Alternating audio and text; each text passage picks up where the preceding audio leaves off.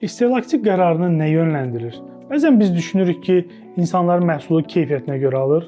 Əslində isə qərar vermə prosesi çox daha mürəkkəbdir. İstehlakçı qərarını 6 mərhələdə formalaşdırır. Birincisi ehtiyacın yaranması, problem artıq burada təyin olunur. İkincisi məlumat axtarışıdır.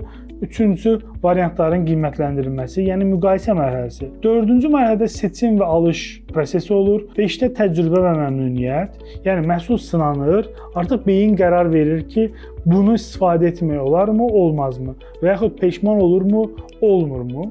Və sonuncu mərhələ 6-cı mərhələdir. Artıq təsdiqlənmiş məhsul loyallıq mərhələsinə keçir ki, marka burada artıq uzun ömürlüyü müəyyən edir və müştərini qazanmış sayılır.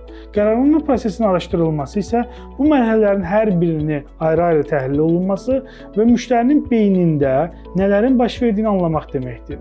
Bu sadəcə nə alır sualına cavab deyil, həm də niyə alır və niyə təkrar alır suallarının cavabını tapmaqdır.